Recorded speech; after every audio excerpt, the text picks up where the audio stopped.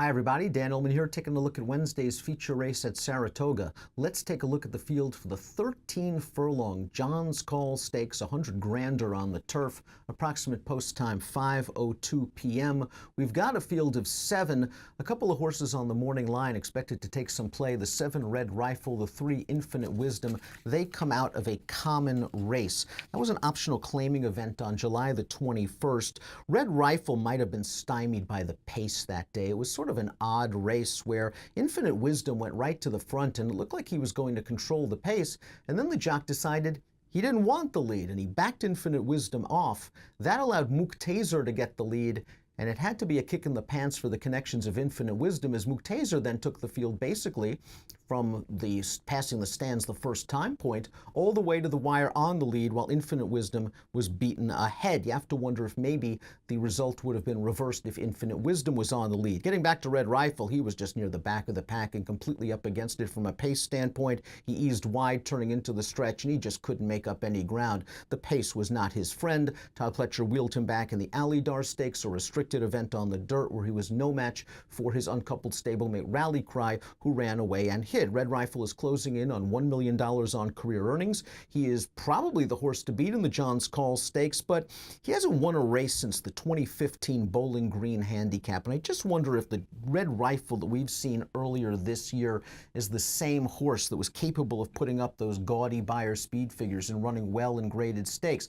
He's not that kind of horse. Is he good enough to win this race? I'm not sure I want to find out at a depressed mutual of 9-5. The Timeform US Pace Projector this time around, Infinite Wisdom, really no excuses for him not to make the lead. Again, last time out in that optional claimer, Angel Arroyo just wasn't sure what to do. He made the lead easily, wrangled this horse back, then was on the chase against Muqtazer, and he couldn't reel this horse in. He has now paired up 94 Beyer speed figures, his best Beyer in his career in his last 2 starts. We'll see how he handles the 13 furlongs, but boy, Infinite Wisdom, if he gets this kind of trip and not a lot of pressure, he looks to be in a very prime and plumb position as the field swings into the stretch. St. Louis, the number 1, this horse deserves a little bit of consideration simply because he goes out for trainer Michael Maker, and we've talked about it many times in our stakes previews. Whenever Maker claims a horse and stretches this horse drastically out in distance, the results seem to improve. He took St. Louis for $35,000 last summer at Belmont. He finally stretched this horse out to 1.25 miles 3 starts back,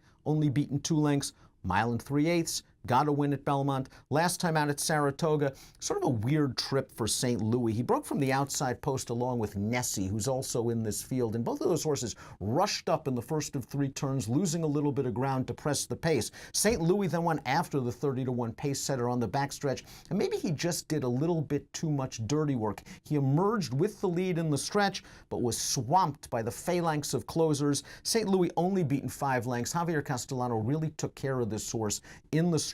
We have a Michael Maker formulator fact that could be beneficial for St. Louis. Over the past 2 years, with older turf routers making the second start off a layoff in a non-graded stakes like the John's Call, 39% winners, over a $3.50 return on investment. St. Louis has tactical speed, and if he doesn't go to the front, or if Infinite Wisdom allows him the front, St. Louis can get the lead. If not, he'll be sitting perhaps second right off Infinite Wisdom in the early portion of this race. 10-1 on the morning line represents good value on St. Louis. Nessie finished ahead of St. Louis in that race. Again, he was hustled out of there by Brian Hernandez. He got a spot tracking the pace. He attacked on the turn, and he only finished evenly. The race 2 starts back, his career best 93 Beyer speed figure at Churchill Downs at 1.5 miles. Hernandez gave him a beautiful trip where he was just able to save ground in the pocket. He came out and attacked the leader on the turn, and he was able to win fairly comfortably. I'm not sure he's that kind of a horse. 4-1 on the morning line seems a little bit light for me. With Castellano aboard, you know he's going to take a good amount of money. Trainer Elizabeth Voss has 2 horses in this race coming out of the Cape Henlopen Stakes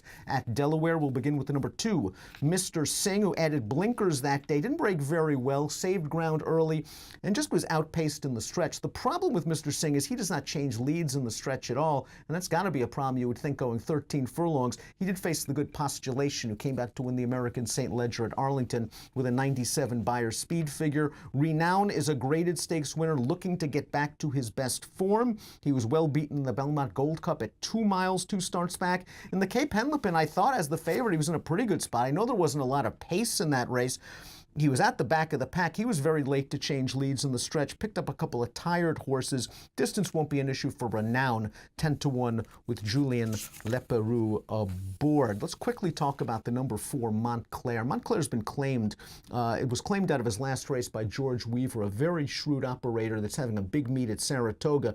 Distance will not be an issue with Montclair. He is 7 years old. He relishes this trip, but he hasn't won since February of 2016. If you get a chance to go back to his race in Formulator and watch the video on May the 28th, he had a brutal trip as the favorite in an optional claiming race. He was down inside. Joel Rosario tried to improve his position on the rail, and this horse was blocked from the quarter pole all the way down to the wire and never got a chance to run. Claimed out of his last race by Weaver. Montclair does not have a lot of early speed, however. He might just need a smidge of pace help in order to get the job done in the John's Call.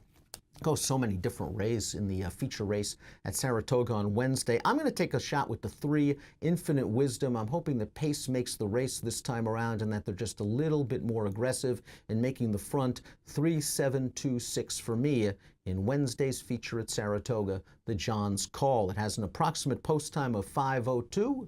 Best of luck.